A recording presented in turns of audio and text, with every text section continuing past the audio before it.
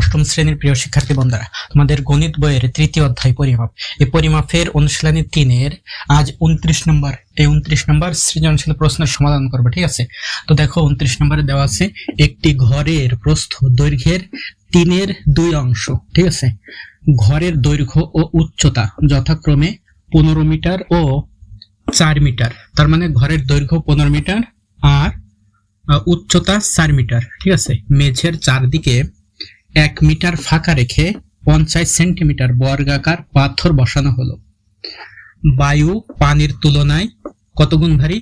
0.00129 গুণ ভারী। ঠিক আছে, তো এখানে ক নাম্বার প্রশ্ন, ঠিক আছে, ক নাম্বার প্রশ্নে যেটা দেওয়া আছে সেটি কি?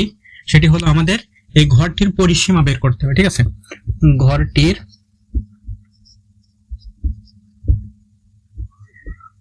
পরিসীমা কত, এটা আমাদের ক নাম্বারে বের করতে বলছে। ঠিক আছে, তো ক নাম্বারে সমাধান করতে গেলে আমাদের ঘরের পরিসীমা, আমরা পরিসীমা সূত্র জানি 2 দৈর্ঘ্য যোগ প্রস্থ। তো এখানে দৈর্ঘ্য আমাদের দেওয়া আছে 15 মিটার আর প্রস্থ আমাদের সরাসরি দেওয়া নেই, বলা হয়েছে যে প্রস্থ দৈর্ঘ্যের 3/2 অংশ। তাহলে আমরা এই জায়গা থেকে আমরা প্রস্থটা বের করে নেব। ঠিক আছে, আর দৈর্ঘ্য তো দেওয়াই আছে, তাহলে এখানে আমরা সমাধানে লিখতে পারি যে দেওয়া আছে। ঠিক আছে, দেওয়া আছে ঘরের দৈর্ঘ্য, ঘরের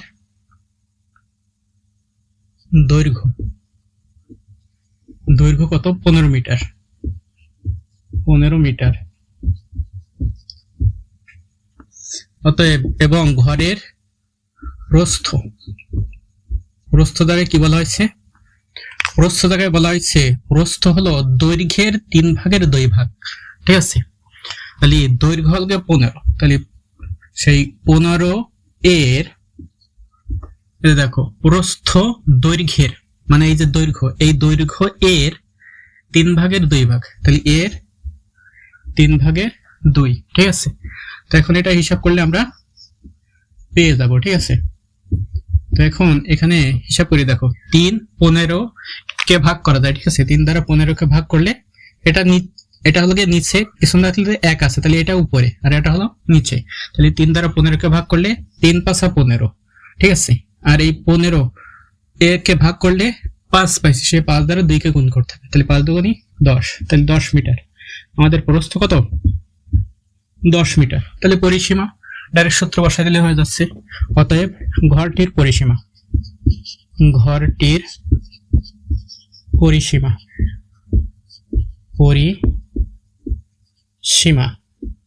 পরিসীমার সূত্র হলো 2 × দৈর্ঘ্য যোগ প্রস্থ।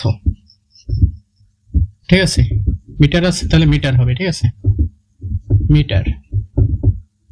তো 2 এর জায়গায় 2, দৈর্ঘ্যের জায়গায় 15 এই যোগ প্রস্থের জায়গায় 10, এত মিটার। ঠিক আছে, তো এখানে 2 এর জায়গায় 2 আর 15 আর 10 যোগ করলে আমরা জানি এই 2 এর সাথে এটা কি গুণ। ঠিক আছে, তাহলে 15 আর 10 25, এত মিটার। 25 কে 2 দ্বারা গুণ করলে 50, 25 × 2 = 50, তাহলে 50 মিটার। ঠিক আছে, তো আমাদের ঘরটির পরিসীমা বের করতে বলছে, তাহলে আমরা ঘরটির পরিসীমা পেয়ে গেছি। অতএব নির্ণয় ঘরটির পরিসীমা, অতএব নির্ণয় ঘরটির পরিসীমা কত? 50 মিটার। ঠিক আছে, একদমই সহজ একটা অঙ্ক, আশা করি তোমরা বুঝতে পারছো। এরপর খ নাম্বার। ঠিক আছে, তো খ নাম্বার দেখো এখানে দেওয়া আছে যে কতটি পাথরের প্রয়োজন হবে। কিসে কতটি পাথরের প্রয়োজন হবে? এখানে আমাদের দ্বিতীয় অংশে দেওয়া আছে যে মেঝের চারদিকে 1 মিটার ফাঁকা রেখে 50 সেন্টিমিটার বর্গাকার পাথর বসানো হলো। ঠিক আছে, তো দেখো একটা ঘর, এই ঘরের এটা হচ্ছে আমাদের মেঝে। ঠিক আছে, এই মেঝের চারদিকে 1 মিটার ফাঁকা রাখতে বলছে। ঠিক আছে, মেঝের চারদিকে 1 মিটার ফাঁকা হবে। ঠিক আছে, তো এখান থেকে ধরো, এখান থেকে এটা 1 মিটার ফাঁকা রেখে আমরা পাথর বসাবো। ঠিক আছে, এপাশে 1, এপাশে 1, এপাশে 1, এপাশে 1। ঠিক আছে, এর ভিতরে আমাদের কি করতে হবে? পাথর বসাতে হবে। তো একটি পাথর কেমন পাথর? এখানে বলা হয়েছে যে দেখো বর্গাকার পাথর, তো পাথরের প্রত্যেকটা বাহু হবে সমান, ঠিক আছে। ধরো এখানে এটা একটা পাথর, ঠিক আছে। এই পাথরের প্রত্যেক বাহু কত? 50 সেন্টিমিটার, ঠিক আছে।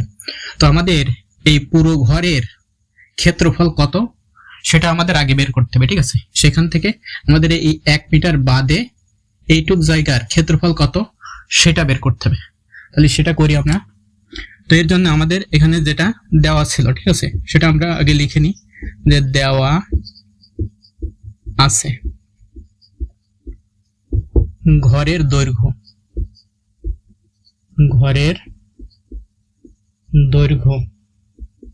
দৈর্ঘ্য 15 মিটার, ঠিক আছে। আর ঘরের প্রস্থ কত? প্রস্থ আমরা কতে পাইছিলাম 10 মিটার, ঠিক আছে। প্রস্থ সমান 10 মিটার, ঠিক আছে। এটা আমরা পাইছিলাম কোথা থেকে? ক থেকে পাই, ক থেকে প্রাপ্ত, ঠিক আছে। আর ঘরের ক্ষেত্রফল তাহলে কি হবে? তাহলে অতএব ঘরটির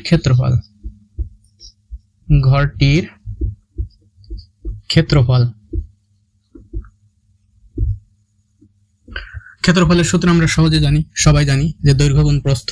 তো দৈর্ঘ্য এখানে 15 আর প্রস্থ 10, ঠিক আছে। এত বর্গ মিটার। তো 15 কে কত হয়? 150। তাহলে 150 বর্গ মিটার আমাদের ঘরের মেঝে ক্ষেত্রফলটা পেয়ে গেছে, ঠিক আছে। এখন এই পাশে 1 আর এই পাশে 1, অর্থাৎ এটা হলো প্রস্থ আমাদের দেওয়া আছে 10 আর এই দৈর্ঘ্য দেওয়া আছে 15, ঠিক আছে। তো আমাদের এই প্রস্থের পাশ থেকে 1 মিটার বাদ দিতে হবে আর এই দৈর্ঘ্যের পাশ থেকেও 1 মিটার বাদ দিতে হবে। তাহলে এখান থেকে এই পর্যন্ত কত হবে? এই পাশে 1 বাদ, এই পাশেও কি 1 বাদ। তাহলে এই 15 থেকে 1 আর 1 বাদ দিলে তাহলে 15 থেকে টোটাল 2 বাদ যাবে। তাহলে এইটা হবে কত? 13, ঠিক আছে। আর এইটা কত হবে? এইটা অর্থাৎ এই জায়গা থেকে এই জায়গা পর্যন্ত, ঠিক আছে। এটা কত হবে? এই পাশ থেকে আর এই পাশ থেকে, দু পাশ থেকে 1 1 বাদ। তাহলে 10 থেকে যদি এখানে 1 আর এখানে 1 টোটাল 2 বাদ দেয় তাহলে কত হবে? এটা 8 হবে, এটাও 8, এটাও 13, ঠিক আছে। তাহলে আমরা এই 1 মিটার বাদে দৈর্ঘ্য আর 1 মিটার বাদে প্রস্থ, ঠিক আছে, সেটা বের করব। তাহলে আমরা এখানে লিখতে পারি যে এখানে বলেছে চারদিকে 1 মিটার ফাঁকা রেখে, তাহলে মেঝের চারদিকে 1 মিটার ফাঁকা রেখে ঘরের দৈর্ঘ্য, ঠিক আছে। মেঝের চারিদিকে 1 মিটার ফাঁকা রেখে মেঝের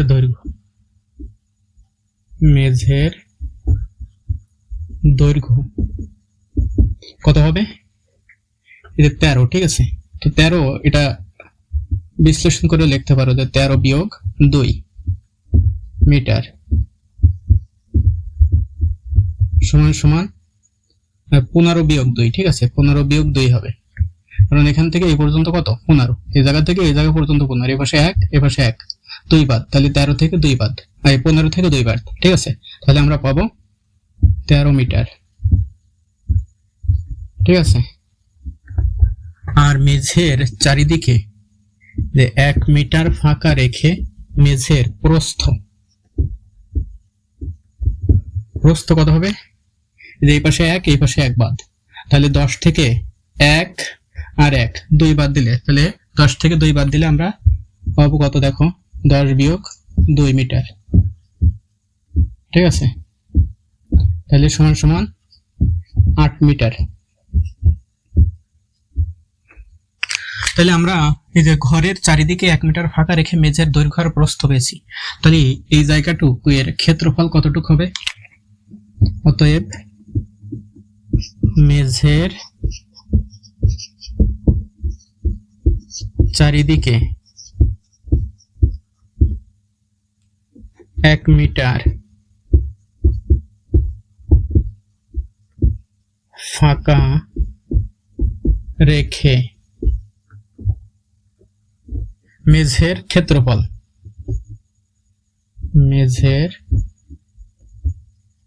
ক্ষেত্রফল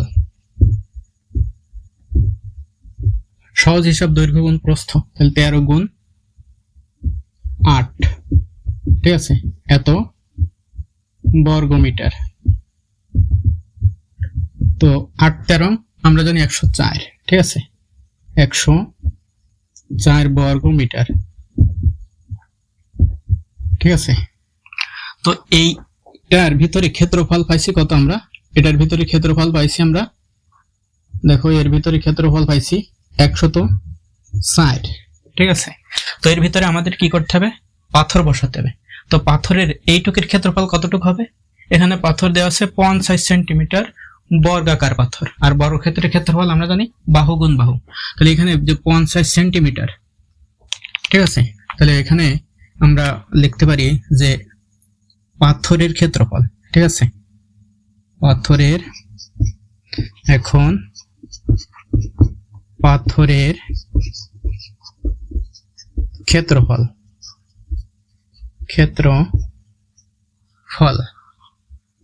সমান, তো এখানে দেখো এগুলো আছে কিসে?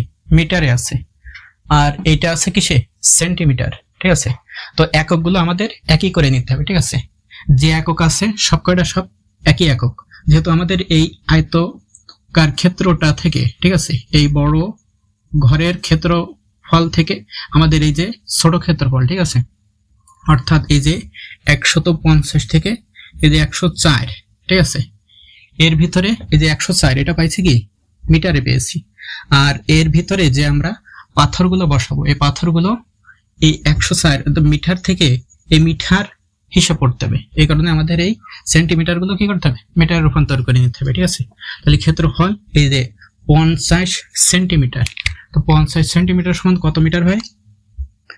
দেখো এখানে 50 গুণ 50, ঠিক আছে, তাহলে সমান সমান 5 5 25, ঠিক আছে। আর এই শূন্য দুইটা শূন্য বাদ দিছিলাম, সেই দুইটা শূন্য বসে যাবে, এত বর্গ সেন্টিমিটার, ঠিক আছে। তো এই সেন্টিমিটারকে কি করতে হবে? আমাদের মিটারে রূপান্তর করে নিতে হবে, ঠিক আছে।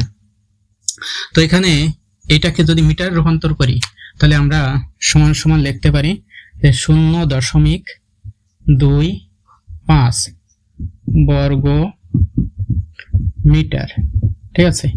এখানে লিখতে পারো যে যেহেতু 10,000 বর্গ সেন্টিমিটার সমান 1 বর্গ মিটার, ঠিক আছে। এই কারণে আমাদের এখানে 0.25 হয়েছে, ঠিক আছে। এটাকে যদি 10,000 দ্বারা ভাগ করা হয় তাহলে সহজ হিসাবে এখানে শূন্য কয়টা দেখো? 1 2 3 4, তাহলে এখান থেকে 4 অঙ্ক বামে এসে দশমিক বসবে, ঠিক আছে, 1 2 3 4, তাহলে এই 2 এর আগে এখানে বসবে, তো সেখানে বসিয়েছি, ঠিক আছে। তাহলে এই 0.25 বর্গ মিটার, আর আমাদের এর ভিতরে ক্ষেত্রফল আছে আমাদের এখানে 104, এই 104 এর ভিতরে এইটা আসছে কত? 0.25, তাহলে এইভাবে প্রত্যেকটা যদি বসানো হয় তাহলে এটা কি করতে হয়? ভাগ দিতে হয়। ভাগ দিলে আমাদের এই 104 কে যদি ভাগ দেওয়া হয় এটা, এই যে অর্থাৎ এইটা দ্বারা, ঠিক আছে, তাহলে আমরা এর ভিতরে কতগুলো পাথর বসাতে পারবো সহজে বের করতে পারবো। তাহলে আমরা এখানে লিখতে পারি, এখানে ডাইরেক্ট আমাদের পাথরের সংখ্যা চলে আসবে। তাহলে আমরা লিখতে পারি যে ঘরটিতে পাথর প্রয়োজন হবে, ঘরটিতে পাথর প্রয়োজন হবে। কত হবে? এই যে 104 ভাগ 0.25, 104 ভাগ 0.25 5টি এতটি পাথর। তো এই 0.25 দ্বারা 104কে ভাগ করার সহজ একটা সিস্টেম, ঠিক আছে। যে দশমিক সংখ্যাকে দ্বারা পূর্ণ সংখ্যাকে ভাগ করার সহজ সিস্টেম, এই দশমিকটা কি করতে হবে, জাস্ট তুলে দিতে হবে, ঠিক আছে।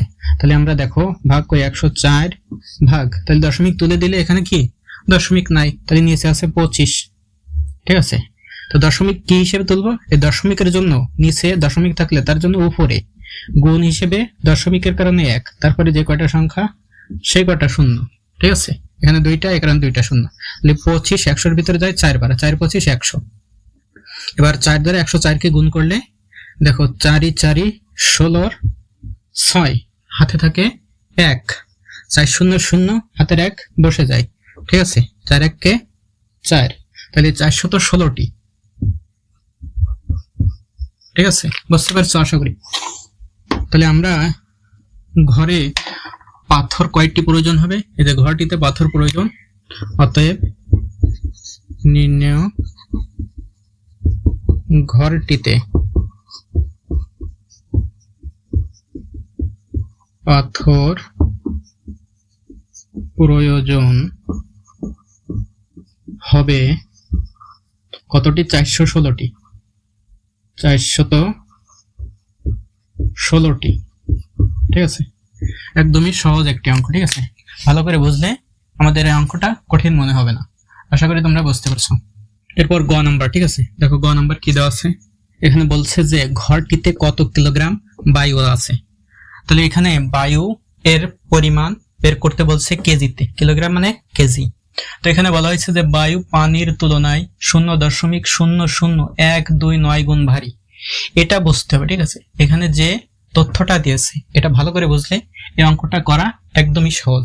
আর আমি এখানে তোমাদেরকে যে পদ্ধতিতে এই অঙ্কটির সমাধান করব, ঠিক আছে, একদমই সহজ পদ্ধতি, অন্য কেউ হয়তো এই পদ্ধতিতে তোমাদের দেখাতে পারবে না। তো এখানে যে এত গুণ ভারী বলছে, তো এটার মানে বায়ু যদি 1 কেজি অর্থাৎ পানির তুলনায় এত গুণ ভারী, তাহলে পানি যদি 1 কেজি হয়, ঠিক আছে, পানি 1 কেজি হলে আমাদের বায়ু হবে এই যে 0.0012৯ কেজি, ঠিক আছে। তাহলে আমরা এখানে এই যে ঘরটিতে কত কিলোগ্রাম বায়ু আছে এটা বের করতে গেলে ঘরটির আয়তন কতটুকু সেটুকু আমাদের আগে দরকার হবে। তাহলে আমরা ঘরটির আয়তনটা বের করব। তো আয়তন বের করার জন্য আমাদের কি কি দরকার হবে, আমাদের দৈর্ঘ্য, প্রস্থ আর উচ্চতা দরকার হবে। তো এখানে ঘরটির দৈর্ঘ্য 15 মিটার, আর প্রস্থ আমরা কত বের করেছিলাম 10 মিটার, আর উচ্চতা দেওয়া আছে 4 মিটার, ঠিক আছে। তো এখানে লিখতে পারো দেওয়া আছে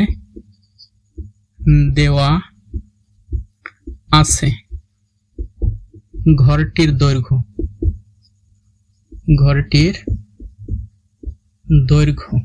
দৈর্ঘ্য কত 15, দৈর্ঘ্য সমান 15 মিটার, প্রস্থ আমরা কত পাইছিলাম 10 মিটার, ঠিক আছে, এবং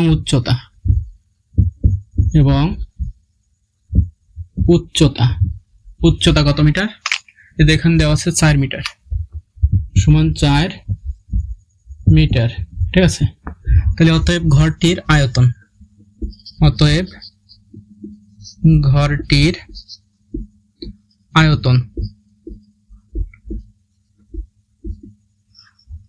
আয়তন সমান আমরা জানি দৈর্ঘ্য গুণ প্রস্থ গুণ উচ্চতা। দৈর্ঘ্য এখানে 15, প্রস্থ 10 আর উচ্চতা 4, এত ঘন মিটার, ঠিক আছে। তো এখানে একটা গুণ দাও, এই শূন্য বাদ দাও, ঠিক আছে। শূন্য বাদ দিয়ে গুণ দিলে দেখো কত আসে, 4 1 কে 4 আর 4 15 60, ঠিক আছে, 60। এই শূন্য বাদ দিয়েছিলাম, সেই শূন্য বসাই দিলাম, তাহলে 600 ঘন মিটার।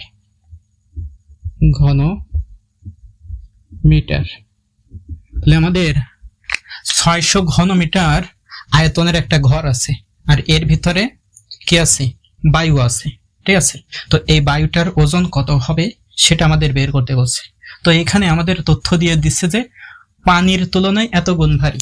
তো পানির আদর্শ মান আমরা জানি যে 1 ঘন সেন্টিমিটার বিশুদ্ধ পানির ওজন 1 গ্রাম, ঠিক আছে। আর এখানে দেওয়া আছে কি, মিটারে দেওয়া আছে। তো মিটার হিসেবে যদি আমরা বলি তাহলে আমরা বলতে পারি, দেখো যে আমরা জানি মিটার হিসেবে বলতেছি, ঠিক আছে, এটাই হবে তোমাদের জন্য এই অঙ্কটার সব থেকে সহজ পদ্ধতি, ঠিক আছে। তোমরা যদি এখানে এই যে ঘন মিটার আছে, ঠিক আছে, এটাকে যদি সেন্টিমিটার করে করো তাহলে এই অঙ্কটা একটু বড় হয়ে যাবে, ঠিক আছে। তো এখানে ঘনমিটার, এই ঘনমিটার থেকে আমাদের এখানে সমাধান বের করা যাবে, ঠিক আছে। আর সেন্টিমিটারে করলেও করা যাবে, তবে একটু বড় হয়ে যাবে। তো এটাই হচ্ছে সহজ পদ্ধতি, এই কারণে আমি কি সহজে তোমাদের উত্তর বের করার সিস্টেমটা দেখিয়ে দিচ্ছি, ঠিক আছে। তো আমরা জানি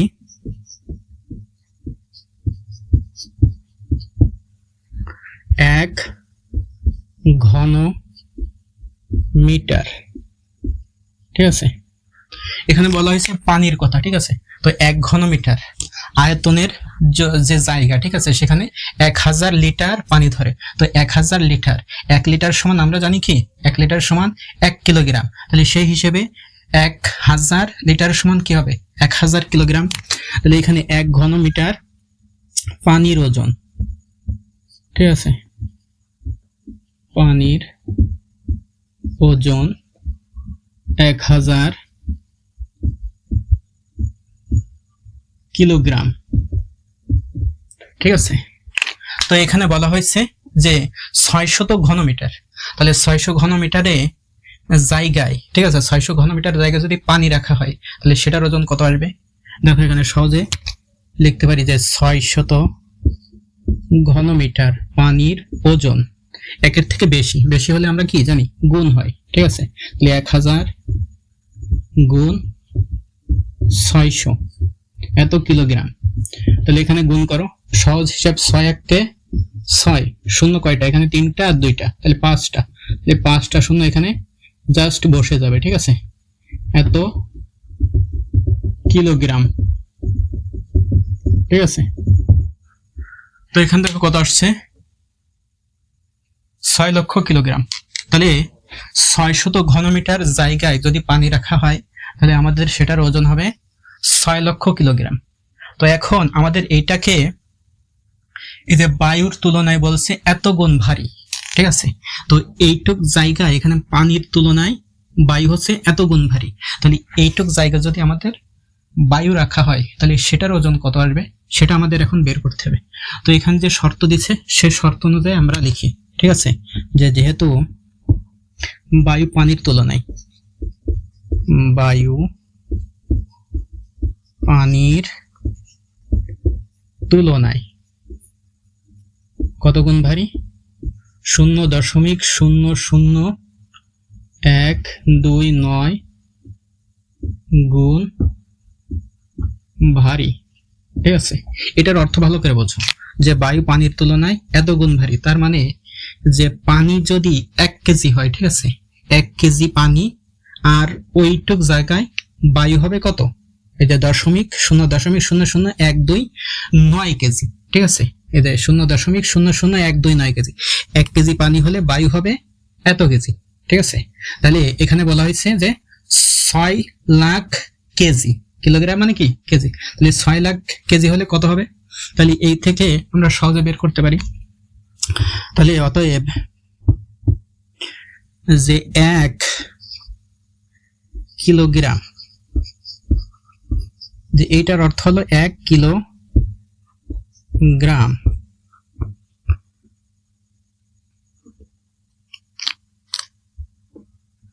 পানির